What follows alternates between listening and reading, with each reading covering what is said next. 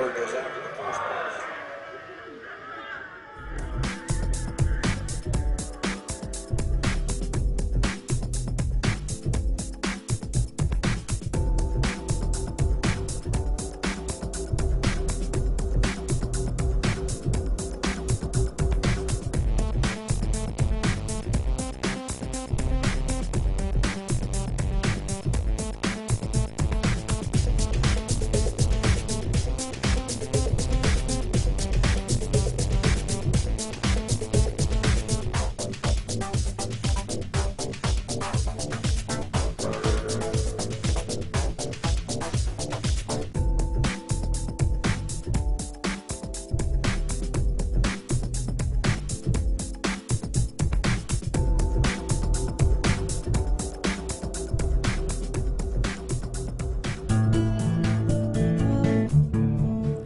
Maybe your first experience of putting money in the bank wasn't quite as heartwarming as this, but odds are, years later, you still refer to the balance showing on your bank account as being your money in the bank. But it isn't. If we have a deposit box at the bank, the valuables we put in it are still ours. We're just renting secure space to store them. In common usage, the word deposit means to set something down.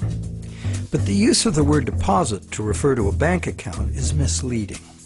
A bank deposit is in reality a loan. What the amount in our bank account really indicates is how much money the bank owes us. It's a record of the bank's promise to pay us money, not the money we deposited itself. The difference is important. The truth is, when we hand the contents of our piggy bank to the bank teller, our money becomes the bank's money to do with as it pleases. All of the money in the bank is the bank's money. None of it is ours. That's why the bank pays us interest. We have loaned the bank our money. This may seem to be a semantic distinction. We know we can go to the bank at any time and take our money out in cash if we want to. But the distinction is not semantic, nor is it trivial. The distinction is crucial. What happens in banking affects everyone, and yet few of us know anything at all about how banking really works.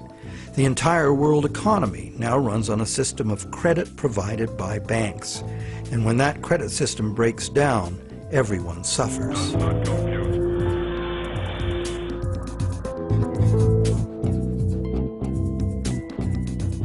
To make things worse, the explanations for these breakdowns offered by the experts never look at the root cause, namely, that other than cash and coins, which make up just 1 to 5% of money in circulation, all the money in existence today was created as the principal of a bank loan, with the banks requiring principal plus interest as so-called repayment. Not only does this make the existence of money entirely dependent on the existence of bank credit, it makes the system as a whole bankrupt by design, as total debits, principal plus interest, exceed total assets from the moment the first loan document is signed. As the global banking system staggers towards worldwide collapse, more and more people are realizing they can no longer ignore the realities behind banking as it is practiced today. Many have lost their homes and jobs due entirely to the unsustainable practices of moneylenders. It's time people understood money and the pressing need to fundamentally change the way it works.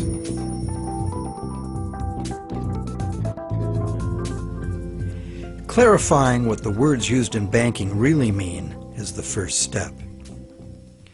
Now that we know that a deposit is, in truth, a loan to a bank, the next question is, what is a loan that we take out from a bank? When we sign for a loan, we give the bank a pledge to pay the amount of the loan plus interest. In return, the bank credits our account in the same amount as this so-called loan. While we speak of the bank as having put the loan money into our account, in reality, the only thing the bank puts into our account is its promise to pay the money. What has actually happened is an exchange of promises. Neither party has delivered anything to the other except matching pledges of debt. So who is the borrower and who is the lender? The terms loan, lender, and borrower are all misleading. The truth is that the two parties have traded promises to pay and in the process created something called bank credit or checkbook money that can be legally spent as money. Bank credit can be spent because we, in our innocence, notice that each time we deposit into our account, it increases our balance by the same amount.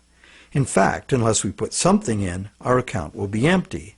Thus, it's a natural assumption that money in an account is money someone put in. The account is a promise to pay, not the money itself.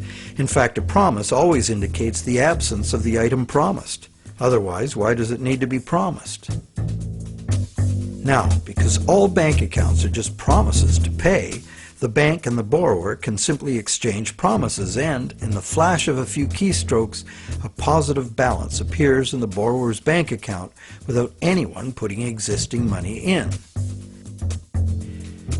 Now you know the real source of what we call a bank loan.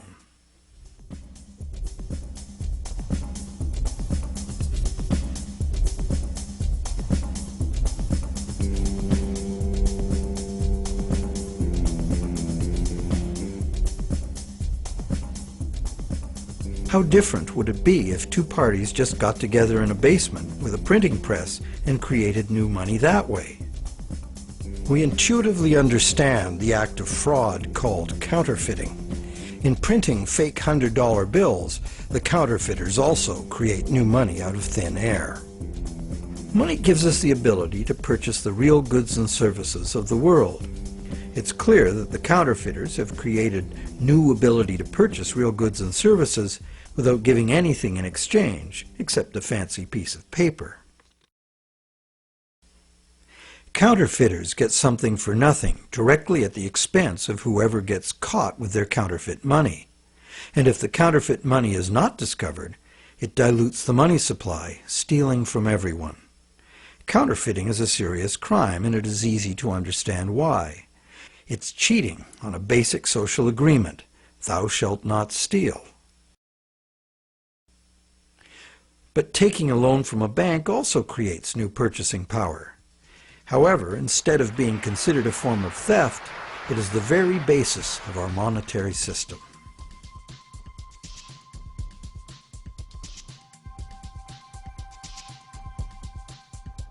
How did one form of creating money out of thin air become a crime and the other become standard business practice and the source of almost all our money?